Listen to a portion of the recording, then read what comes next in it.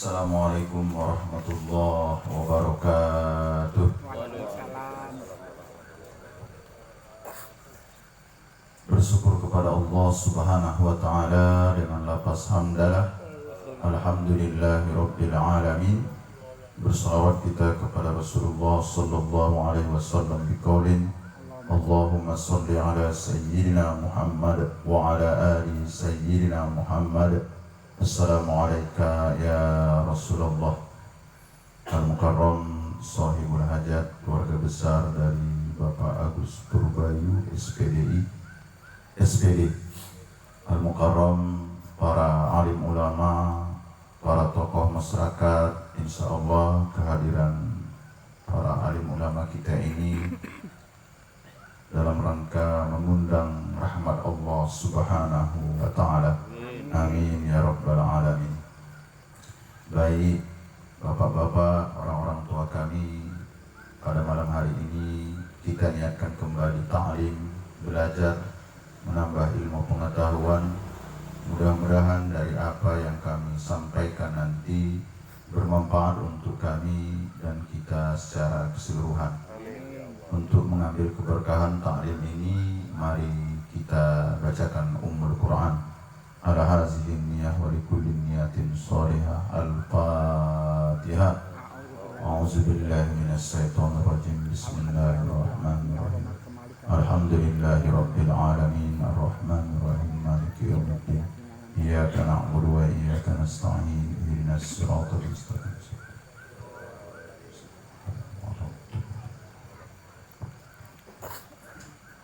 Insyaallah besok akan dilaksanakan akad nikah dari anak kita, kemanakan kita, Rahman Agusta ya, Dwi Jayanti Purbasari. Mudah-mudahan prosesinya berjalan lancar. Kita doakan ini menjadi keluarga yang sakinah mawaddah. Barakallahu laka wa baraka alaikuma wa jama'a bainakuma bi khairin. Pada prinsipnya ketika kita hadir dalam acara-acara seperti ini, terlebih khusus acara walimatul urus, ini menambah keyakinan kita bahwa yakin kepada ketetapan Allah Subhanahu wa ta'ala. Jadi salah satu yang perlu kita yakini, jodoh itu sudah ketetapan dan ketentuan Allah Subhanahu wa ta'ala. Banyak orang yang berjumpa tapi belum tentu jodoh. Begitu pula sebaliknya, berjumpanya tak berapa lama langsung berjodoh. Jadi ini menambah keyakinan kita. Ada hal-hal yang tidak bisa kita pungkiri bahwa jodoh kita itu sudah ditentukan oleh Allah Subhanahu wa ta'ala. Bahkan dalam hadis disampaikan baginda Rasul, kataballahu maqadiru khalaiki qabla an yakhluqallahu samawati wal ard bi khamsina alfi sanatin.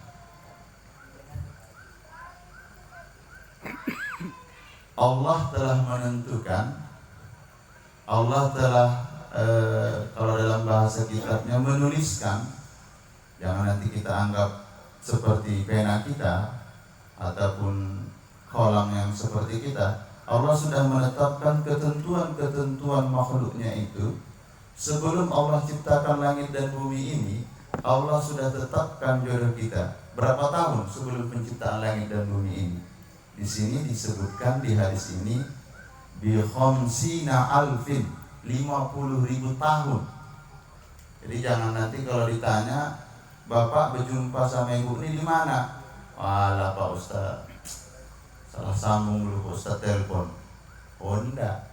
Jadi kalau ditanya, Bapak berjumpa dengan ibu ini di mana?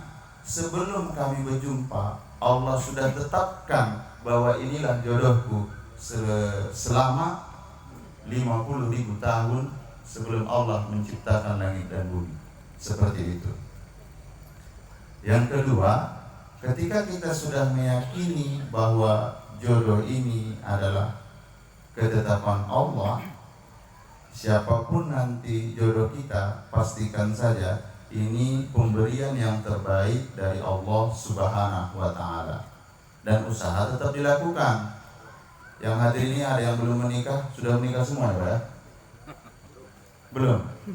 Nah, jadi jangan nanti ada bahasa pasrah. Bapak tak ada pengen mencari atau abang tak ada usaha untuk mencari. Enggak.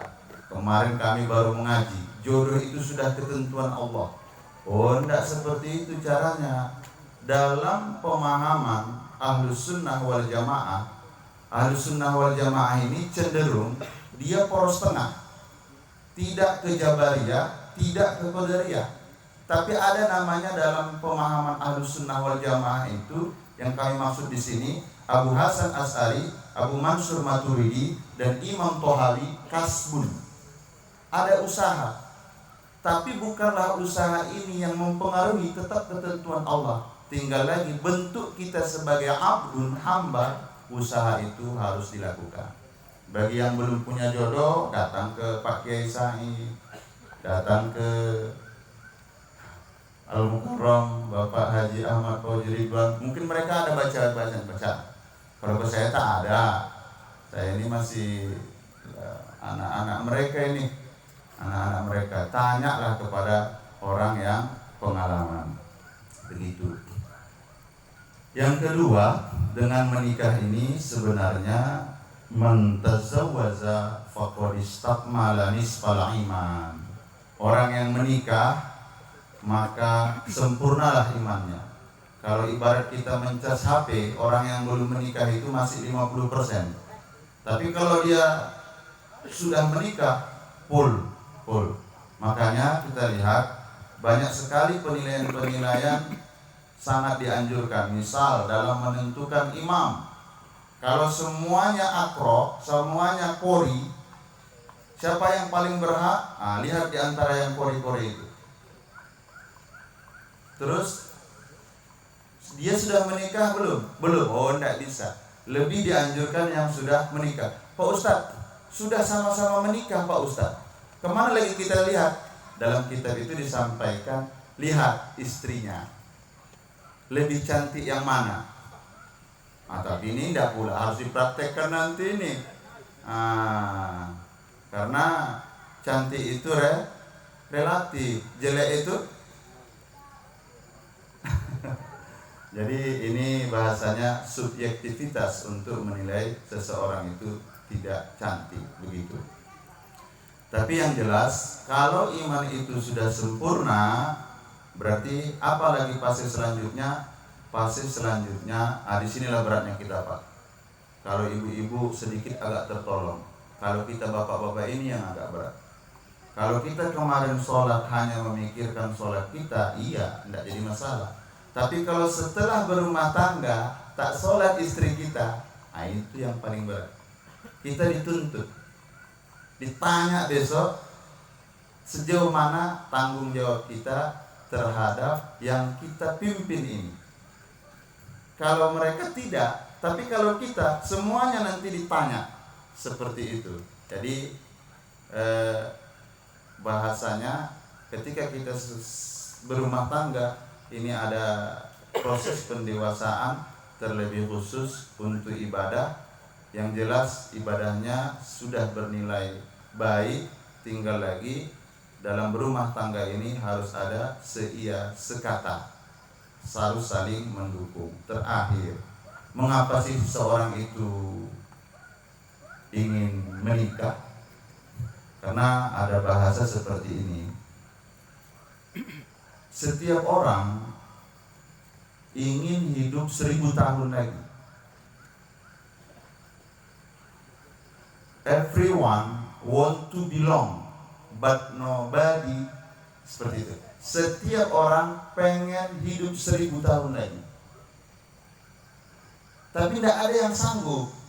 Terus caranya menikah. Ada masanya kita yang sholat itu tak sanggup lagi, hanya sekitar 63 tahun. Membaca Al-Quran itu pun hanya sekitar 63 tahun. Apa lagi? Seluruhnya itu akan terputus. Tapi kita ingin hidup 1000 tahun lagi. Caranya menikah. Dengan cara menikah dapat nanti keturunan, dianugerahkan keturunan yang soleh-soleha.